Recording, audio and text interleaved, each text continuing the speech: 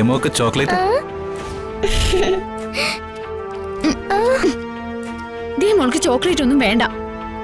ആ വൃത്തികെട്ട വിക്രമിന്റെ പണം കൊണ്ട് വാങ്ങിച്ചതൊന്നും എന്റെ മോൾക്ക് വേണ്ട.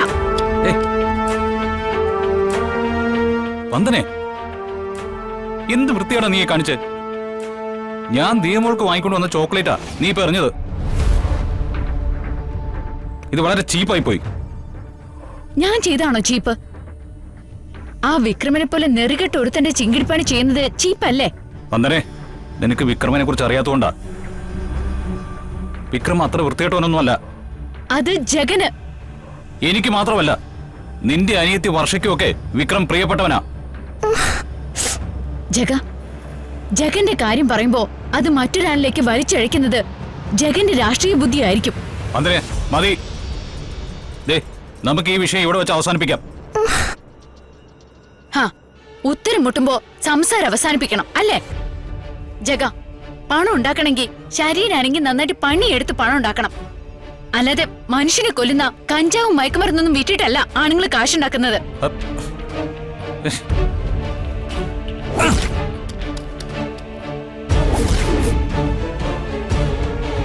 വന്ദനെ, നോക്കിയും കണ്ടും വേണം വാക്കുകൾ ഉപയോഗിക്കാൻ.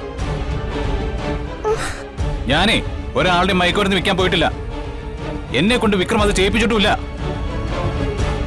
ഇല്ലാത്ത കാര്യങ്ങൾ മെനഞ്ഞുണ്ടാക്കി പറഞ്ഞാ ചിലപ്പോ എനിക്ക് എന്നെ തന്നെ നിയന്ത്രിക്കാൻ കഴിഞ്ഞെന്ന് വരില്ല. എന്താ എന്താ എന്നെ ഇങ്ങ് കൊല്ലോ? കൊല്ലും കൊലക്കേട്ട് നടക്കുന്നവന്റെ കൂടെ നടന്നാ ഇനി അതും പ്രതീക്ഷിക്കണം.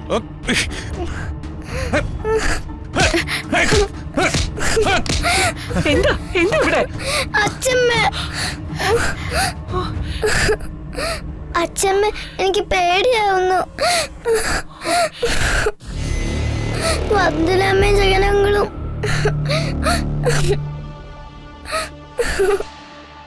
കൊള്ളാം. ഇതിന്റെ കൂടെ കുറവേ ഉണ്ടായിരുന്നുള്ളൂ ഇവിടെ. ഈ വീട്ടിൽ അടി കൂടാത്ത രണ്ടുപേരും കൂടി അടിയായിപ്പോ. ഇനി എന്ത് വേണം? എല്ലാം ആയില്ലേ?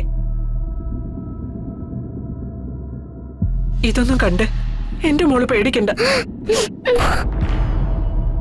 പരസ്പരം അടിക്കോ തല്ലിക്കൊല്ലോ എന്താന്ന് വെച്ചാ അയക്കോ. ഇതൊക്കെ കാണാനാണോ ഞങ്ങളെ കെട്ടിയെടുത്ത് ഇങ്ങോട്ട് കൊണ്ടുവന്നത്?